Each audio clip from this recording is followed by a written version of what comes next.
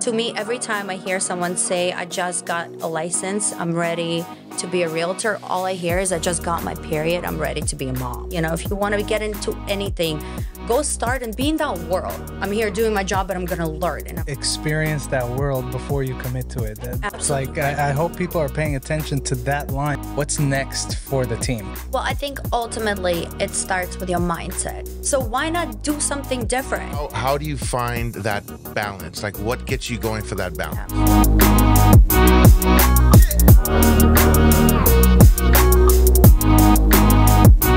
Welcome to Rubbing Elbows. We are here today with Yana Chernov. What's up? Welcome. We welcome. finally got Yana into the studio, which is, you know, how many months? How many years? Since I was 12, man. Right. Trying to get her in here. Welcome. Thank you so much for having me. I'm actually really excited. And it doesn't go unnoticed because we know how busy you are and everyone is trying to get you in. So thank you for coming in and spending some time with us. And we're excited to, you know, just chat and learn a little bit about like your vision, your story, where things are going. So we'll get into all of that. Yeah, I'm excited. So where can people find you if they don't already know who you are on social media? Why don't you share that? Social media, you could find me at Yana Chernov, or you could follow our team, the Chernov Team. We have a page of Chernov Developments. I mean, we're everywhere. Yeah, you better have Wi-Fi in your cave if you haven't heard of Yana. Right. I think Leo and I are probably going to have much different questions because... What makes you say that? You come with... First of all, her and I, we've been friends for a long time. Okay. So you guys you're going to be asking things that I kind of already know, but you're also going to come with your special questions. You always have great questions. Special questions, huh? Special questions. Where's his helmet? No, listen, I love your questions. You have really, really good questions, but you know, we've hung out in Maui together. Remember? Oh, that was so funny. I've been to her. Really unplanned, too. I've been to her wedding when they got remarried on the Barbie and Ken tip, and I've seen you grow from when you joined the team when it was just Dennis, and then you joined the team and did this sparkle and how do we say it? Like you just glammed it up. Yeah, glammed it up. I remember the first party I went to, it was like a Twilight open. And we walked in and I was like, holy shit. There's like people juggling fire and there's people on stilts and DJs and saxophone and it was everything. It was the one with the D, the one that they did a collab with the D Leviathan. I don't remember. I feel like she's done so many. We used to do so many. I feel like before COVID too. We used to do so many more parties and then all that went away for a minute and then it started coming back. And then I think nowadays the market it's such a weird place right now that everything is just very stressful, and I'm trying to like bring it back to. It's gonna be okay. I still see stuff that you post that looks like it's a like straight up fashion show. Yeah. But you're utilizing the space. You're showcasing the house. I mean, there's a lot there, you know, and it's a piece of real estate that a lot of people haven't been using. You know, we've got other people right now, you know, on our team that are doing that kind of stuff. And I think that's also changing. Yeah. You know, I feel like when I got into the industry, I just felt like everything was so boring. Right. And I came out of being home for 3 years with my babies. I wanted to give that time to them, and I was hands-on active wear for 3 years. And so the second both my kids went to preschool, and I mean, how it all started, it's very, I mean, I could like start from the very beginning. You know, I first of all wanted to be a dentist. Always. My dad is a dentist. There goes one of my questions. Yeah. Oh, okay. Just kidding. I wanted to. My dad is in dentistry. I loved it. I grew up in dentistry. I grew up in dental office. I know anything and everything about teeth. Like pharmacy and dentist is very big in the Russian community. Yeah. Right? I mean, my dad was a very successful dentist back in Ukraine. That's where I'm from. I grew up in a dental office, and he always had high hopes for me to become a dentist. And then you know, I very early on realized that, you know, you have to try things out and you have to be part of that world for a minute before you actually make a decision. I've always said if you want to be a dermatologist, like go work as a receptionist at a dermatologist's office. You know, if you want to get into anything, go start and be in that world, be in that like part of that world. Surround yourself with who you want to eventually become. And so I always thought, you know, I'll go and work for a dental office. So my dad obviously he no longer is a dentist. He owns a dental lab and he works with a lot of dentists. So he got me a job at a dental office. And that was out of high school. And I was still modeling. I had no like normal high school experience. I didn't go to prom or fall formal or hardly made it through, everything that I was doing because I was traveling. I was literally leaving out of town Friday, coming back Sunday, and just working, and started working at a dental office every single day after school. My mom would pick me up, drop me off. I started as a receptionist, but I knew I wanted to become a dentist. So in my head, I was like, I'm here doing my job, but I'm going to learn and I'm going to figure everything out that I can. And we had an office manager, and I was always like coding and billing and treatment presentation, asking questions, listening into the treatment plans.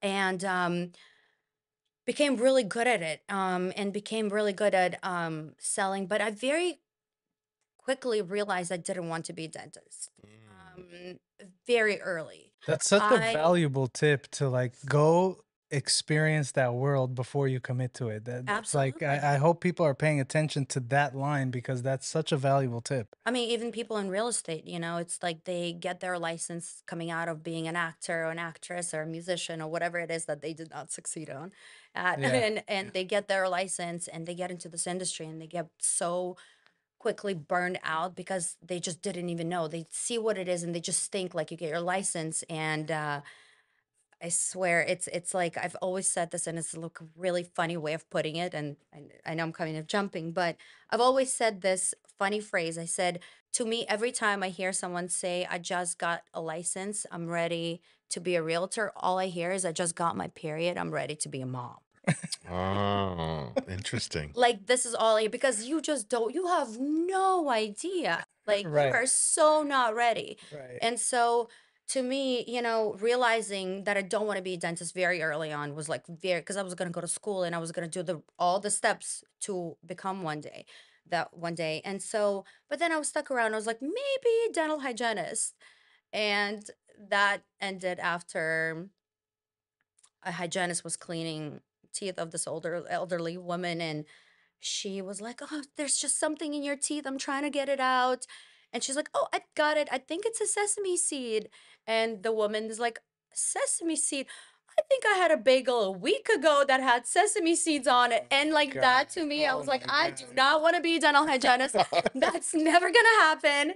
That's insane." That's a So horror story. but then, because I already knew so much dentistry and because I became so like good at it, very unfortunately, office manager at the time had her husband, he was diagnosed with cancer, and they had to like overnight move to Florida to start treatments. And so the doctor that I was working for, Yuri Bershatsky, giving him a shout out. He started looking for an office manager, but mind you, the 2 3 years that I was there, I learned insurance billing. I was into treatment presentations. I wanted to present a treatment plan because I knew that I was getting, percentages off of selling cases. So that was like my goal. I was like, this is so fun. This is so cool Yeah. to be able to go in and tell you, and changing somebody's smile and changing somebody's outlook, it's like such a beautiful thing. And he was a really good doctor, so it was like such an easy thing to do. But I kept telling him, but mind you, I'm like 19 years old, Hmm. and I'm walking in after school like I'm like I want to do this, like I'm gonna be your office manager. She's like, you don't even look the part, like what are you talking about? So I had my mom drive me to like Marshall's. I got suited up and I got my heels on and I looked the part. I walked in and I'm like, I'm an office manager while you're looking for an office manager. He had no choice. And I was kind of thrown in there. And then I started selling. And then I started selling cases and I became really good at it. And he then started opening up a new practice in Century City. So I did all the hiring for him. I did all the marketing, all the branding, all the supplies, all of training, and it was kind of like this growth into building a business. And in that moment, I realized I wanted to open up a dental office. I said, eventually, I'm going to partner up with the dentist because you have to actually be a dentist in order to open up a practice. And I'm going to partner up with the dentist and open and run it like a business, hire my dentist, hire a hygienist. And that was always the goal, Yeah. after I had kids. And then during that time, I was already with dentists. So and then I got pregnant, and I worked till my very last days at a dental office. And then I obviously went on to be a mom. And that was very important to me. I wanted to Hmm. be home. I didn't want Help, I wanted to do everything. I mean, I had help with like cleaning, cooking, and grocery shopping and laundry, but But I not was the kids. Yeah. hands-on mom. Nobody drove my kid, nobody picked my kid up ever, taking them. I've washed my kids, I put them to sleep every night, I fed them. That was all on me. And I loved it, and I just took it all in. Those 3 years were the best years spent with my babies. And then at the same time, Dennis started to grow and his business was picking up and he got into real estate, and I was seeing that he was struggling. He was struggling with contracts and marketing, and it's like growing, but he wasn't able to keep up with his own growth. And it was like 3 years of being home. I was like, okay, well, my dentist was waiting for me. Till this day, he's like, when are you coming back? It's like a joke because we're such good friends. And every time we say, he's like, so when are you coming back? Like, Yuri, literally. she's not coming back. He was like, when is the day? And I was like, okay, well, I can get back into dentistry because I was making really good money working there. I mean, mind you, like I was making uh, good money, and Salary, so commissions, salary everything. commission Yeah. percentages like unheard of for Yeah. how old I was. And I think that's why I didn't go to college. It's because I realized that you could, if you work hard and if you stick to something, like you could become good at anything. And but that's like a whole separate Is that side. is that like since you brought that up, is that like if you were to tell your kids, would you advise them to go to college or to work hard? I don't know if I want to say this because Say it. Say they're it. gonna be watching this. No, honestly, I want them to do what they want to do, honestly. Because I'm having But this dilemma right now with my I'm daughter. not the type of parent that's gonna be like, you have to go to No, no, college. not Like have to. What is your advice to them? my advice to them to be happy. Like I'm What if he wants to be a ultimately. gamer? Like, hey, I want to be a gamer, mom. Then whatever makes you happy. Like I've always said, like you want to wear makeup and wear a skirt. You want to like I don't care what your preference, what you want to do. I think ultimately our world is filled with so many unhappy people is because they're trapped in doing and being Yes. surrounded by what they don't want to do. Right, but And you still want to guide them because sometimes your kid guide wants to them, do what they think will make them happy, but down the but it's road. their lesson to learn and Mhm. it's their bridge to burn. And once they will realize that, we've all made mistakes. And if Oh it yeah, wasn't for those mistakes that we've learned, we wouldn't be where we are today. true. And again, I'm not there yet. They're 10 and 9.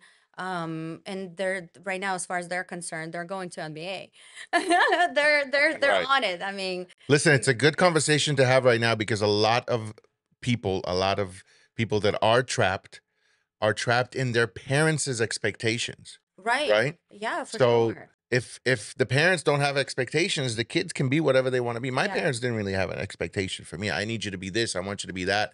You need to be a doctor. No, Yeah, we have but a at the same time, how many times do you yourself look back and say, "I kind of wish somebody was there to tell me," because now it's potentially too late to go back and do certain things that you could have done back then. I my, mean, I look at it that way too, but then I'm so happy that my parents didn't force me and they didn't. Although I went through a phase in my life, I'm like, I wish they would have told me not to quit piano lessons. I wish they would have told me to go to college, regardless of me making money. I wish they would have pushed, but then it's like if you actually get to a place in your life where you're happy and you're successful and you made it the way that you did, then you don't go back questioning why Correct. did you why. It's if you failed in life, Right. then you start to blame whoever didn't guide you Right. properly, right. right? Well That's said. right. That's true. I look back and I tell my dad, like, hey, why didn't you keep me in karate classes? Yeah. Like, you didn't want to go. I'm like, yeah, I know I didn't want to go, but you should have forced me. And I'm having the same conversation with my son. My son's like, you know what? I don't want to do martial arts anymore. I want to go into soccer. I'm like, no, no, no. You need to, but you can't force them. They don't want to do it. They don't want to do it. Yeah. You know? I mean, we're right now. Basketball is just so heavily. I mean, we're doing it 7 days a week. Dennis drives Thousand Oaks like almost every day to Kobe Mamba Academy, Oh, Sports nice. Academy nowadays that it's called. But um, and I'm like, I keep fighting with them. It's too much. Like this is insane. Like they don't come home till like 8:30, 9 p.m. Like they're so structured. 7 days a week. 7 days a week because That's they incredible. practice 5 days a week, and then we have games on Saturday and Sunday, and we travel. Like sometimes go to Anaheim.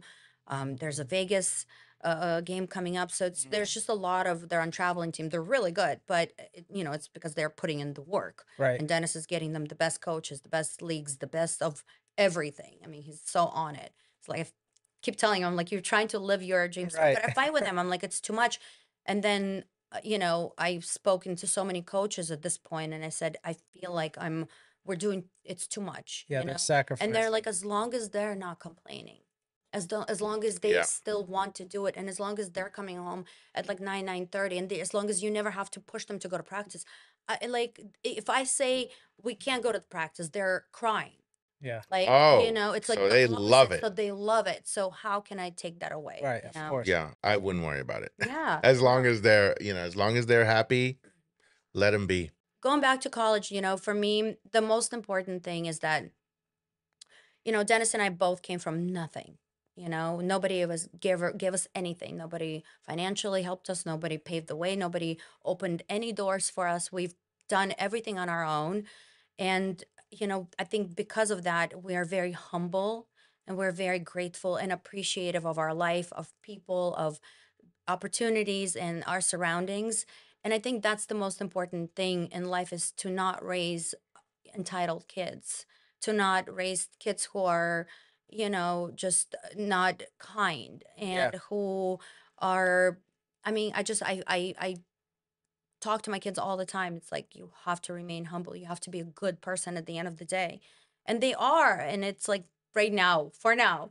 And it's nice to hear that feedback from others. It's like, wow, your kids are really, really sweet. Like, from teachers and other parents come up to me, and they're like, wow, your son talked to my son because he was going through this. Like, so that to me is more important than education Of per course. se. That is so important, to be a kind person. That is so important. And we Yeah. don't have enough of that out here. Yeah. Anywhere.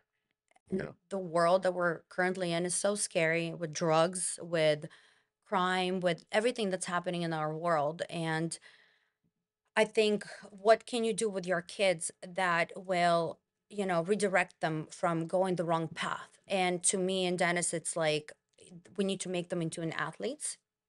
And if they're athletic, and if they have a team that they're part of, and the entire team and organization is relying on them to succeed, being athletic, once they're growing up and getting older, they're not going to turn to drugs. They're not going to turn to bad, wrong things, because they're going to know that there's people who are relying on them to Yeah. perform. Yeah. Being I held think accountable, Yeah. like, constantly while they're growing, while Yeah. they're, yeah. but also the number one thing there is just to have a good home, a good example, Yeah. because usually when you see the ones that have gone off the rails and you look back, they didn't have structure. Right. Whether it's sports or whether it's just a good home, a good family For that's sure. there, that's crucial. I want to go back to what you said about like the education, like it's more important than education. I'm actually glad you bring that up because you know a lot of parents are focused on looking for the schools that have the best academics and the Hmm. best, and sometimes they overlook the fact that they're putting their kids maybe in a good school,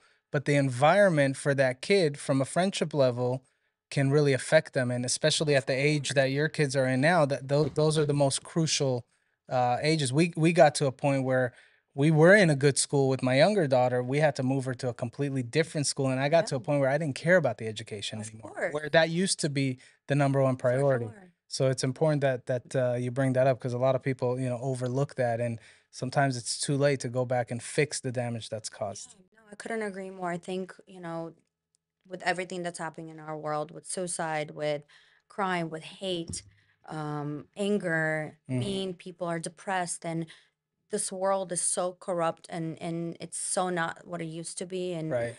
I don't blame people that choose not to want to have kids because they don't want to bring child into this type of world. Like, I don't blame them. It's a screwed up world that we're living in. The best thing that you could do for your kids is, navigate them. And that's another thing, is like, you send them off to college, right? You could create whatever structure and environment at home and guide them, but then they go off and they're on their own, and they're Right. still young and dumb, Yeah. and they still get themselves into bad situations with the wrong people, and you have no control over that. They're Yeah. gone. And I feel like, yeah, the world is changing, and I feel like, whether it's people like Gary Vee and Elon Musk that are just blatantly out in the open saying, "Hey, college is a waste of time." right. These are some of the most successful people in the world saying college is a waste of time. Yeah.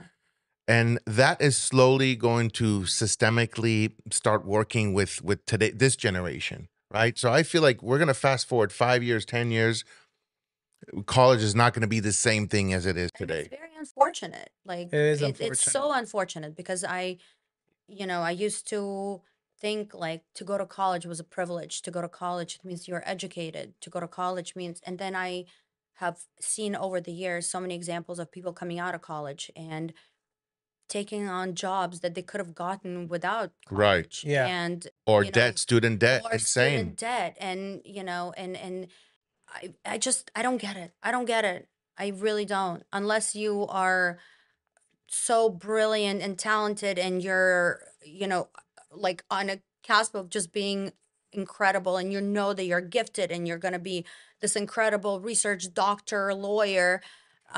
For everything else, business, marketing, like, psychology, You got, shoot me. Yeah. yeah, you're Yeah. gonna learn on your own. I feel like what you said about um joining as a receptionist to see if you like Yeah, the dentistry world, that is such a life hack, because you can do that in anything and everything. for sure. Like, when I was searching for my car, I went and I toured Yeah. that And car it's to the see if best I enjoy position it. because you're getting all the gossip too. You're You getting the see good, the it. bad. You're hearing like, you're seeing Yeah. it all. Yeah, I mean, I learned that. I mean, dentists have like #1 suicide Suicide rate. rate. Yeah. Right. That's Yeah. Yeah. crazy. I don't get it. Me I don't neither. understand the logic behind that.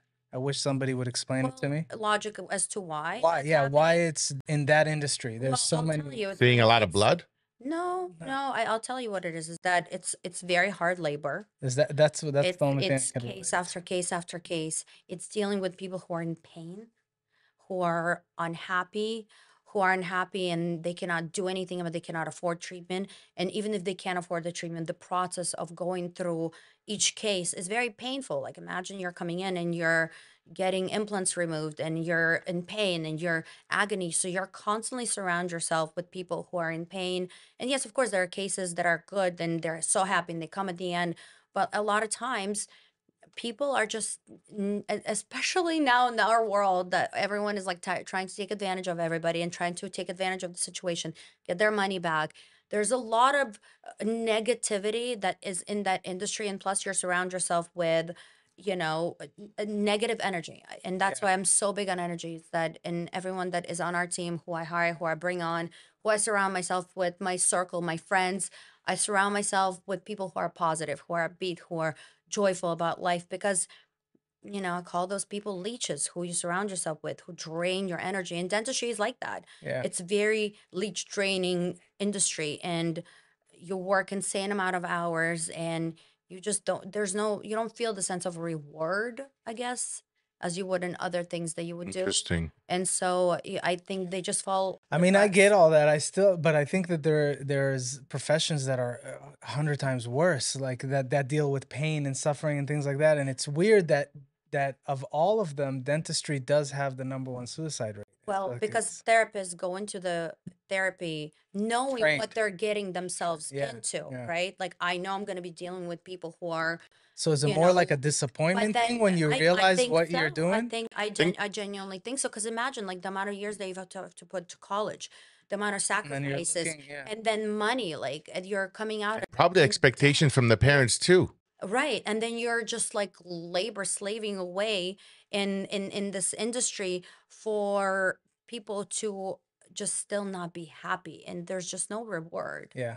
I want to jump. I want to go to the day that you have, if you remember this, the day that you decided to join your husband.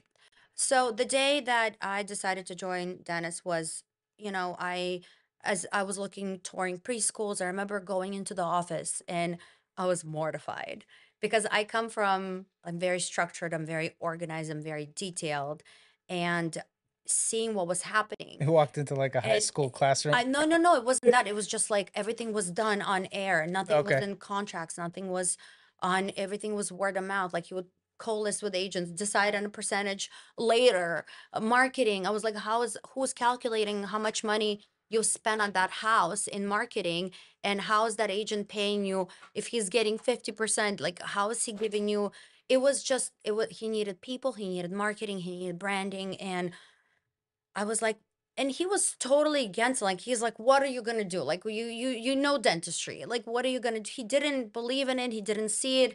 And I was like, well, I'm just gonna come in and like few days a week. Like, I'm still So gonna was be he like kind of trying to pull you in? no, the opposite. Okay. Yeah, he was resisting it a little bit. This was the Keller Williams, right? Back it was in a Keller Williams. He was definitely resisting it. He was scared of the working environment together. He knew I'm a very strong personality. I'm gonna have a say in everything. And he was definitely resisting it. And then me, I mean, mind you, I'm a girl, like I'm a girl's girl, and I love to dress up and I love to do makeup. I was home with kids for 3 years. So to me, it was like, today's Monday. I'm going into the office. I mean, I was going to a pageant show. yeah. It was ridiculous. I would walk in, he would be like, "What are you doing? Why are you dressed like this? What do you look like that?" But I was so excited to be out. Like, right? Your Yeah, kids are yeah. in preschool, they're good, and you Yeah. have like I took him into this like amazing preschool, Apple school that was like, a Russian American preschool, and I was like, my God, they're there all day and they're happy and they're good, and I'm like, what am I gonna do with my time? So I would like dress up. I would go to these open houses, and Dennis is like, what are you doing? This is so embarrassing. Like, why are you dressed like that? And but it started out as fun for me, and it was selfish, dressing up and putting myself out there because I just wanted to feel good. Yeah. I had my babies. I was home for 3 years, no makeup, active wear, and I wanted to put on heels and I wanted to dress up and I wanted to give myself a reason to do something like with Right. myself, and so and he didn't get it at all. But then obviously at the same time I was going into his office and I was starting to learn the systems, what they're utilizing, who do we need to bring on, how do we need to start marketing things. And I started looking at social media and I'm like, why are we not utilizing this? Why is this not happening this way? So everything started clicking. As much as like I would dress up and put on the show and Yeah. go to open houses and like smile, and people are like, who is this girl? Your operational brain started. My operational brain would come back to the office and it was like heels off and lipstick is off, and I started hiring people. I started organizing. I started creating files and Google Drive and social media accounts. I like recreated everything, and I think at the same time I started taking videos at open houses and photos of myself strategically, because but not at the beginning. At the beginning it was just fun. Like it was like first 2 3 months I was just like, hey, like take a picture of me here. I was just having fun. Right. But then I realized my account very quickly started to grow because people in the industry were like, Dennis's wife, Dennis's wife, Right. Dennis's wife. And my account started to grow, and I would start marketing open houses, and I would show up to this open house and I would be standing next to Dennis, and Dennis would be like, hi, how are you? Welcome to our open house. How did you hear about us? And they're like, your wife, we follow your wife, and then he started hearing that and he was just like, oh wait, I get it. Like he's starting to understand that everything, the show that I was putting on, the makeup, the clothes, the utilizing to my own advantage, but also helping the brand Yeah. grow and escalate. Because as a man, as a very possessive man, he's like, why are you doing that? Right? Like, why do you need that attention? Like that, I think initial mind thought that he had, but Right. then eventually, very quickly, he realized that I was actually helping the team and I was helping Yeah. everything. So You were getting the it recognition turned. to everyone. And I mean, what started out as like as a couple of days a week, very quickly grown to me being there full time and me taking over the entire internal operation. And I was like, he's so great at what he does. He's so great with people. He's so great with negotiations. He's so great with puzzling pieces together in this industry. Go do your thing. I got this. I got the salaries. I got the internal operation. I got the marketing. I got the books. I got it all. The rest, like, go do your thing, And that's what he really needed. Even though he didn't want to maybe admit it, or maybe admit that his wife is going to help him. A lot of guys, I wouldn't want, my wife, for me, I think you wouldn't want your wife either to come in, but sometimes it works and sometimes it doesn't, There's different reasons on why you would want it and not want it. But then again, everybody has that hesitation until they go through it. We asked Dennis, the same question, and he said it turned into the biggest blessing, also from the fact that you got to experience what he's going through. For sure. And maybe 100%. beforehand you didn't necessarily quote unquote appreciate how much effort he's putting into the business because you don't get to see it. Right. Now when you see it, it changes the Our dynamic. entire relationship changed by working together. I think when I was home with kids and he would come home and, I didn't have anyone to talk to. I was very lonely. So when he would come home and be like, "Oh my God, how was your day? Tell me everything. And let me tell you everything." And he was so burned out because all that he did throughout the day was talk to people. Right. He's like, he would look at me and he's like, "Babe, I don't want to talk. I'm so drained and exhausted."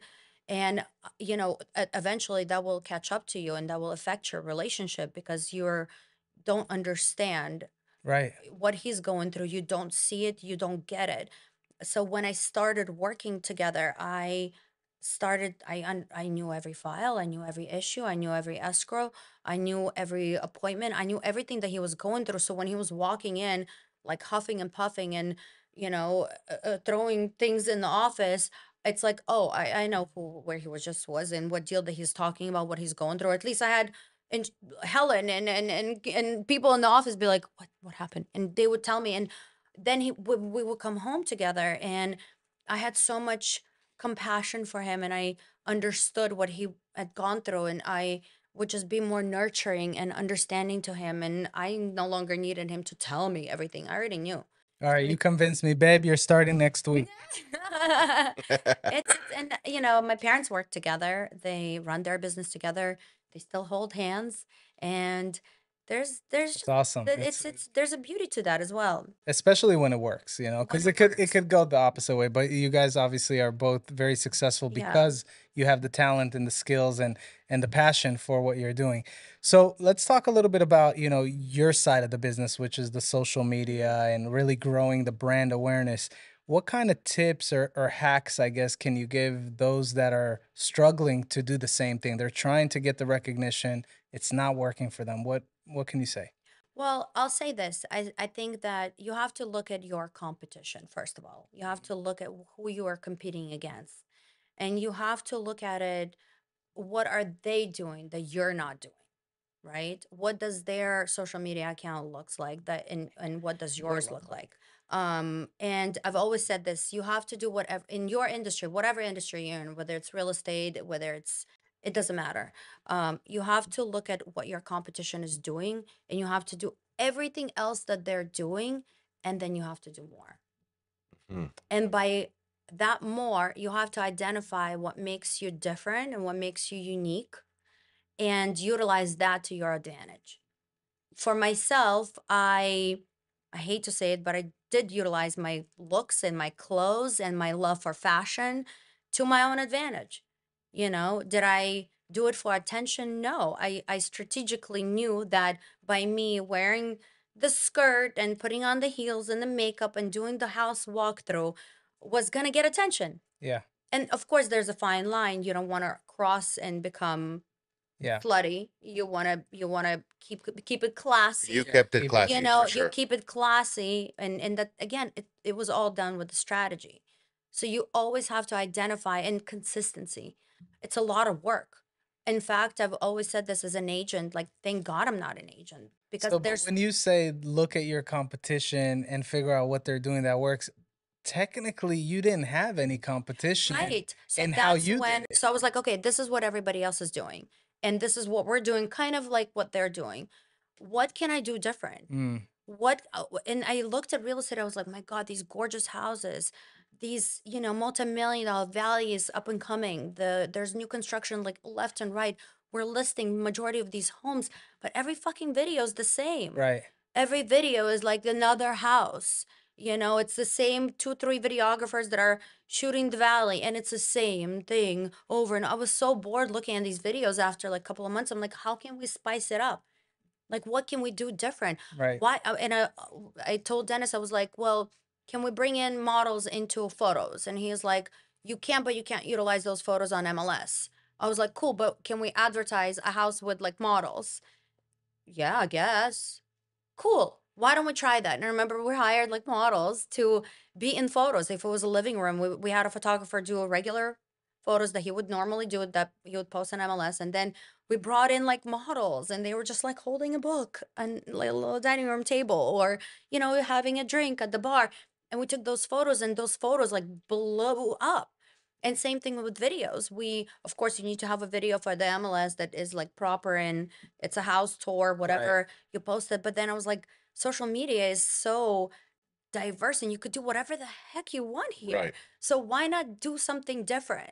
And that's when we started coming up with ideas and bringing on models and bringing in, putting myself in front of the camera, doing video walkthroughs. Until this day, I was like, I'm the OG of video walkthroughs with like people in them. Right. I started it. Yeah, you I led the literally trend. started. It was so funny. I was like, I had my assistant and she filmed me walking and I was like, okay, this is too long. Can we speed me up? And then it was like, can we add this music? We were figuring out apps and how this works. And I remember we found this app and we played a song and it was like literally recording through video. Like it was like so old school and but we did it and I remember that video was like awful, but it like blew up. And I was like, okay, That's so I'm cool. onto something, right? You have to like see what works for you. But I've always said like, okay, not every okay, I'm a girl, I could dress up and like what can you utilize that? But what are you into? Are you into hats? Are you into shoes? Do you golf? Do you a party? Or like what are you into? Like what makes you unique and special? Because everybody has something that they can use to their own advantage. They just don't and they don't stay consistent. People try, but then they realize that it's a lot of work The and burnout, they yeah, the they burnout they happens. they're so busy and overwhelmed with the industry that they're in that they just don't stay consistent, you Yeah, know? Right. that makes sense. Yeah. I'm ready with mine. Yeah. Yeah. Go. Okay. Go for it. All right. So, I don't think we got an answer from Dennis when we asked this question, but He goes by Yana's husband now. It's not yeah, Dennis. I know. But if there was a movie about the Chernov team, who would you want to play you? Chernov Team, Mm-hmm. um, like an actress. Yeah. I love Scarlett Oh my God, I Johansson. swear that was my answer. Really? I swear to God. I love her. That is trippy because I was gonna suggest that after she gave me whatever name she gave me. Yeah. Yeah. Who do you think would play Bert? Is it George Clooney or Mr. Bean? Mr. Bean. I've said it for years. I laughed so hard when you said that because I was like, he looks good. I love Mr. Bean. Dennis and I like have watched all of Mr. Bean episodes. Like such a stupid humor Yeah. that you need to have in life to just laugh. And not anymore. We used to watch Mr. Bean all the time and like cry hysterically. And then Bert, although he's becoming like very cool Mr. Me guy, but no, he's Mr. Bean. It Yeah. just he's even aura and who he is. Who would play Dennis? Dennis. I don't know. I don't know. It doesn't have It's to be like based on looks. It could just be personality too. personality. I don't know. I don't know why Channing Tatum Ooh. comes to mind because he's such a Chippendale. Like he's actually really, his joke about stripper. Yeah. It's not a joke. It's not a joke. Like he's a very good dancer, like incredibly good. He hears the beat, he could watch a dance, and he gets down. And I was like, huh? Like he is a much better dancer than me. I feel like I have to keep up with him all the I feel time. bad now that we were laughing. He was being so serious. Totally being serious. That's awesome. So what's like up and coming trends that you're maybe testing for your business? Anything? Well, I think, podcast is like something that I've wanted to get into for such a long time. I feel like it's a commitment. And when you're going 100 miles an hour, it's hard to commit to Oh yeah. things. But I think that I love watching your show. I love watching everything you guys do, and I think you're definitely onto something. I think it's just everywhere now. I'm gonna put it out there. Sorry, but I have to put it out there. I'm looking straight at the camera. You should have your own podcast. I know. You should. You I have that vibe. You have the energy. You've got guests. You've got tons of guests. You've got tons of content. I know. Back me It's up again. commitment. It's 100%. commitment and it's Yeah. hard. Listen, at the end of the day, I I feel like it's a full-time job and more, but I'm so limited on my time and Yeah. I again pick up my kids every day after school and I'm very hands-on with them and that's very important to me for, while they're still young, I want to be in their life as much as possible. And then, also taking care of yourself. I think your positivity and your mindset comes from feeling good about yourself.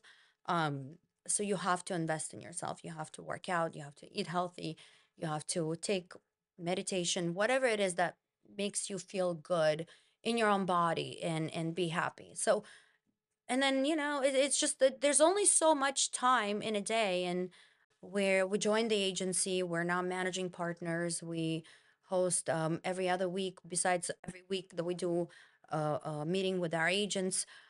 We do managing partners meetings. There's so many things that are always happening that it's really, really hard to just commit to doing Right. something once a week. Because in order for something to be good, you have to be consistent. We are Consistency more than is the happy to key. help you because we feel like we kind of just joined the agency. You know why? What? We have Everyone's here. everyone From the like agency? from the agency has come here, and Yeah. it's just I don't know. We kind of been talking about it. We're like, we feel like we're part of the agency. Is this a It's podcast? almost like the agency podcast, Well, right? Right. they're the brokerage too. They're out there, and I think they're the ones who are going to be standing tall and through all of these changes in the industry. And I think they're the ones who are going to stay on top while everyone else slowly fades out. Let's talk about buying Beverly Hills. Mhm. Is there like a season two? Do you know like what's going on behind the scenes? Are you guys involved Yeah, in the so first one? so the first one was wrapped up before we even joined the Oh, that's agency. right. That's right. Yeah. Yeah. So I'm a huge fan of the show. I think it's super fun. Um but I don't know. You know what going back to your questions that I've always said, how do you keep up and like what do you do? How do you outbeat yourself, right? But it's always like finding things that are different and doing different things Right. and not becoming just like a wheel.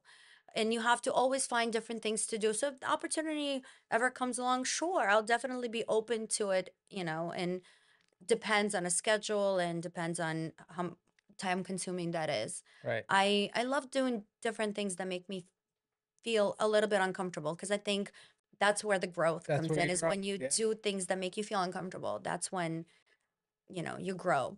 And so I just, I don't know much about it. I think season 2 is in the talks, but It's for sure coming out. Yeah. 100%. It was yeah, such a great season. Right. yeah. And I'm friends with a lot of those people, and they're awesome. The culture of the agency. We're really happy.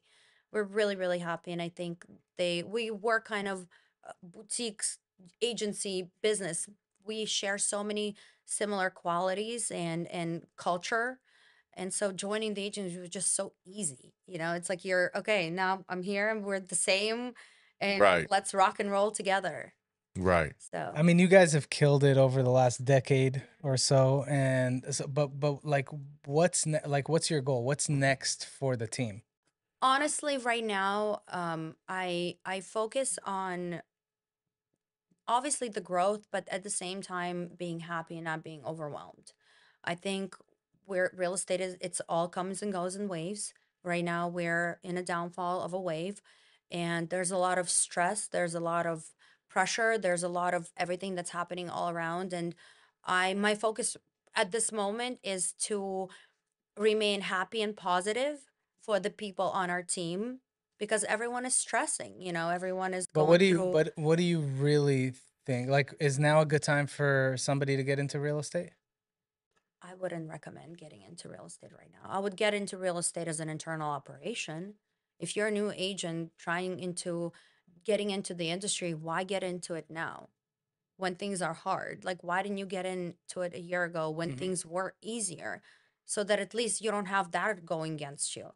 Yeah. Everything is so challenging right now. Every deal is you have to work twice as hard to close every deal. You have to do there's so much stress and pressure and it's all the wisdom that you have from years of experience that kicks in and like you try to navigate every single transaction is a puzzle. Yeah. And Right. so unless you come with a significant amount of experience and contacts and lenders and people that you work with around you who you're able to connect people with to get the loans and everything. And this is outlook. This is coming from somebody who's not dealing with you're not dealing with the day-to-day headaches and bullshit that that the agents Yeah, are, but you're overseeing it. overseeing So you completely. can see at times 17 people or Yeah, whatever, yeah, right? So yeah, there's a good point to that. I mean, why get into it now? Like, yeah, if anything, get into it as a yeah. freaking Get it now. receptionist. Not even receptions. There's a lot of positions on the team that you can get into, that will train you into you're getting paid, you're getting training, you're getting knowledge, you're surrounding yourself with the industry. It blows my mind that people just get a license and they think that they can just get into it. I've always said, in order for you to be a successful agent, you need to know so many different things. Like, you need to know how to market yourself. You need to know how to, because now social media is everything. People look you up on Instagram versus Google, like we used to back in the day. Right. So they're gonna look you up, they're gonna see who you are, what you do. So you need to put yourself out there. You need to be comfortable on camera. You need to get over whatever insecurities that you have. Right. And Nothing they teach you on the and test. yeah, exactly. And market yourself. Like, that's a huge thing. You need to be able to educate people.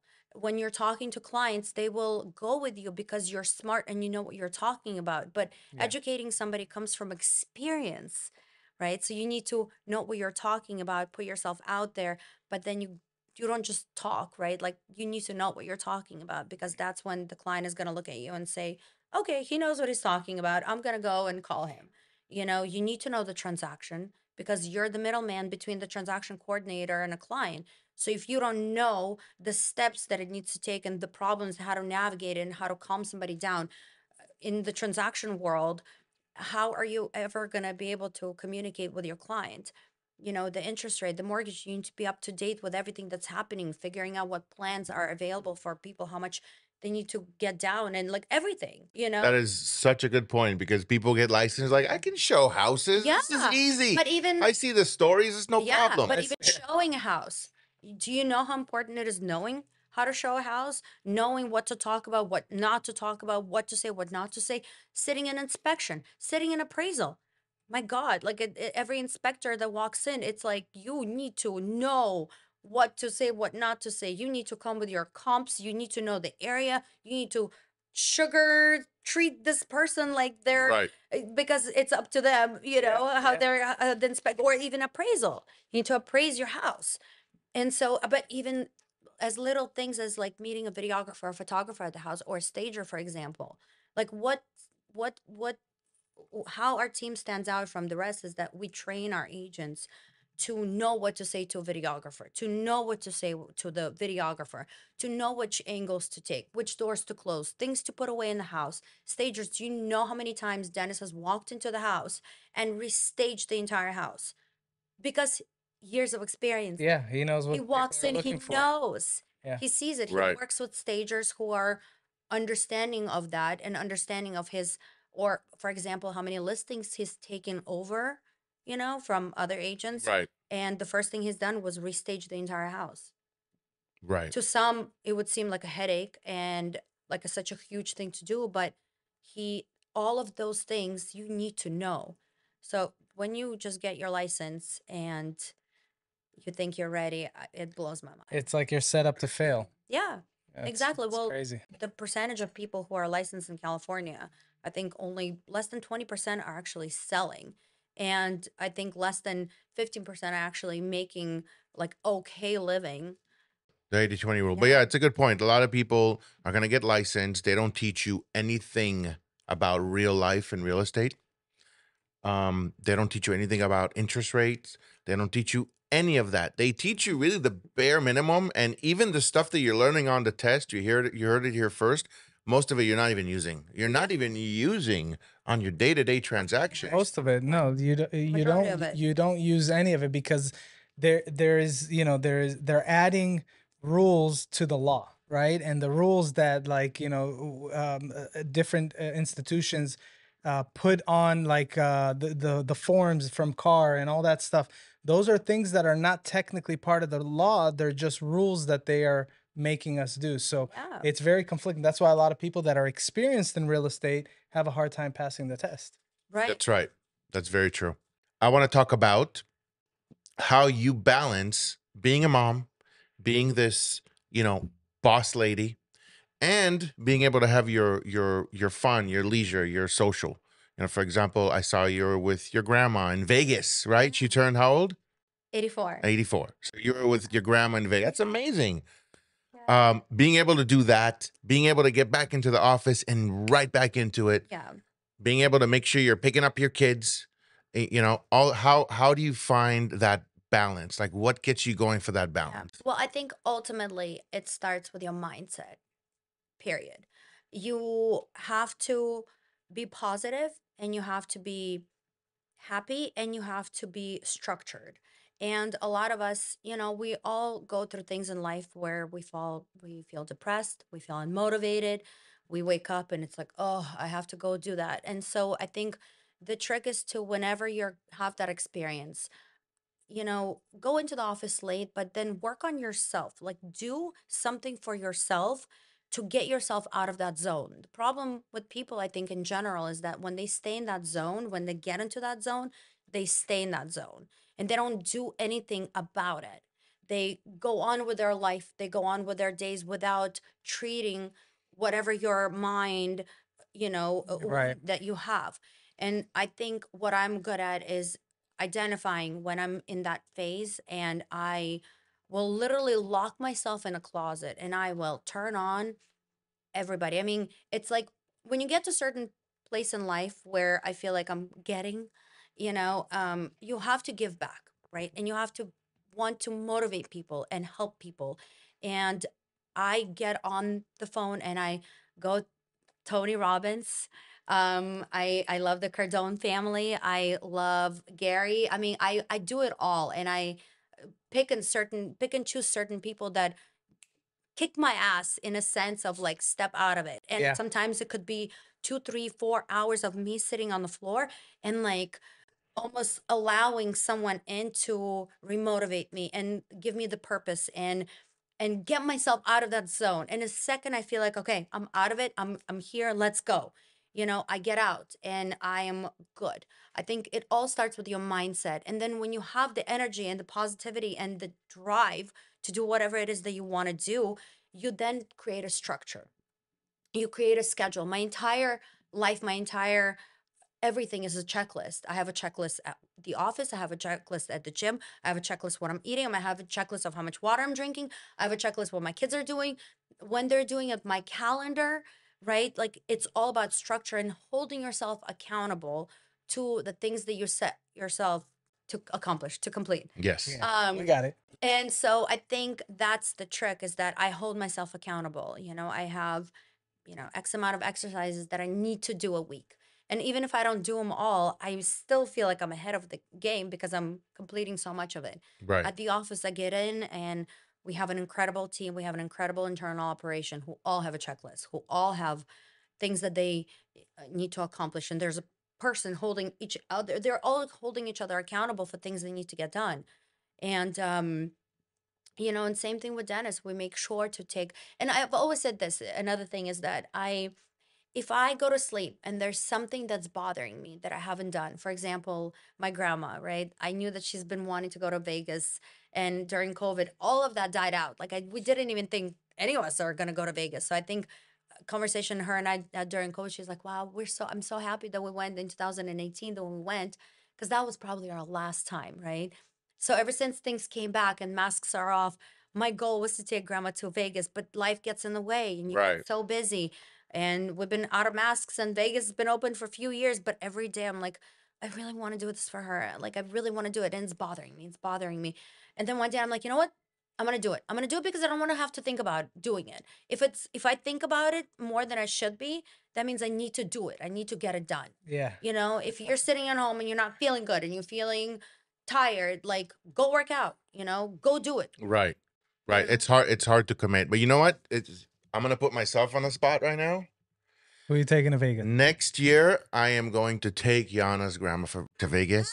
She's And turning 85. I already told her. 85, we're Let's going. We're going. Vegas, here we go. I love Vegas. So before we wrap it up, I just want to ask you: are there any causes that are important to you, or anything that you want to be a part of in the future? I think I ultimately I realized this in life, is that the second you accomplish something that you wanted to accomplish, whether it's money or success or like fame or whatever it is, I'm not saying I have completed all those things, but then you need to realize your purpose in life, period. Right. Right? Because sometimes when you create a purpose of just money, when you do make a little bit of money, there's no more purpose. Yeah, that's a problem. Like, it's a problem because you're then depressed with your money and you just don't know what to do with yourself. And I think everybody's purpose should be to give back and motivate other people. Just like there are so many people, there are millions and millions of people in this world, and there are only few that can step themselves into a place where they can actually help and upbring and uplift. And over the years, that really getting the feedback that I've been getting, that I motivate people and that I help people and I inspire people to dress up and do certain things and get themselves out of I it's been it's been just almost like music to my ears, and That's and fulfilling. it's It's so fulfilling, yeah. fulfilling. And so I want to do things that make me feel that way. Like I want to be able to give back. Like You feel that's like that's like a a purpose? purpose, a Yeah. 100%.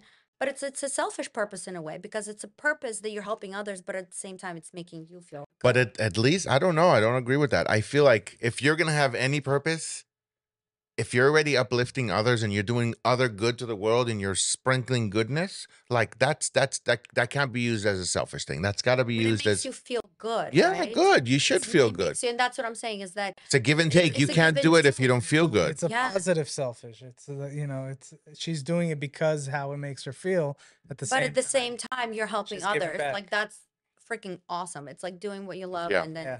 not ever having to do like work. I feel like that too. I feel like uplifting and making people happy. It doesn't matter who they are. Like just complimenting, seeing, acknowledging, remembering someone's name, just like is that's like my thing. I Yeah. love that. Like money, it cannot be about money. Mm-mm. Actually, I'm gonna quote Bert's mom on this. She used to have this saying that she used to say, some people are so poor, all they have is money.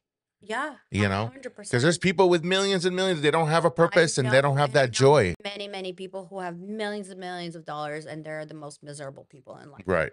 I you love know? that line. And money doesn't make you happy. And you only unfortunately realize that when you Once have you a have little bit money. of money, Right. and then it like something just like triggers you to I realize that your purpose has to be a lot bigger than just money. I think there's a lot of misconceptions when it comes to money. People say, there's the line when if you're going to get a lot of money, it's going to change you and you're going to become a bad person, or money doesn't make you happy. My thing with money is that it just reveals the truth. Mhm. If you're a good person and you have a lot of money, you're still a good person. It doesn't make you a bad person. If you have a lot of money and you're a bad person, you were always bad. Maybe you were hiding it when you were poor Right, because right. you had to be You humble, couldn't. but you were deep down inside a bad person. Right. So it's like money just reveals the truth. Yeah, Yeah. it enhances who you are, just like alcohol. Yeah. Money's like alcohol, it just Yeah. enhances who you already are. I think So my purpose is to help others find their purpose. That's awesome. that's good. Jim Carrey has this line. He says, I wish everybody was rich and famous so they can see that it's not going to make a difference on Right. your level of happiness or something like that. And it's like, you got to go through your own journey. What did Billie Eilish say? You know, we're all gonna die and no one's gonna remember you, so fuck it. Right. And on that note, Wait, I got a question. Oh, I thought of a question. all So you right. said that it wasn't a good time to get into real estate Mhm. right now. So for someone that wants to get into real estate, what is the best thing to do, or how do they educate themselves and get that experience so that when it is a good time to get into the Yeah. market, they're actually ready? I think a good thing to do is to join a team. You shouldn't just become part of a brokerage as an individual agent with no guidance.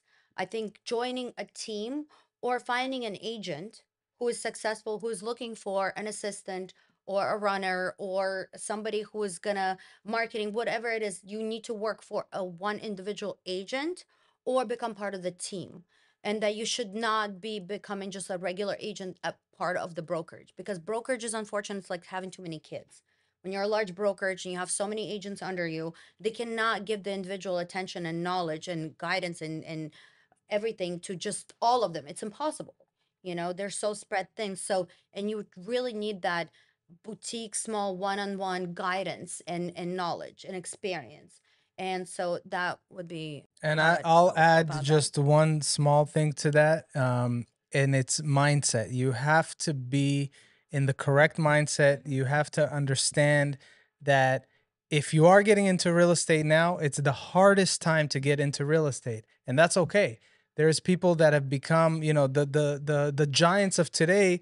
A lot of them started in the last crash of 2008 and 9, but you have to That was expect Dennis. that. Right, That was exactly. Dennis, yeah. You have to expect that because it's the hardest time to get in, but potentially also the best time because you have less competition and you have, you're gonna learn much faster because you're gonna deal with so many more difficult situations. Yeah. And it is gonna speed through. But if you're coming in and hoping that it's gonna be easy, I think not you gonna know, happen. I don't want to come off as that don't get into the industry. Listen, if you have reserves, if you have a boyfriend or a girlfriend who's supporting you and you don't actually have to right away make a living in real estate, Right. absolutely get into real estate right now because yes, less competition, you're going to learn everything, Everything. the hard way, and your focus is not going to be making money because that's unfortunately what people are getting into this industry right away think and want is to make money.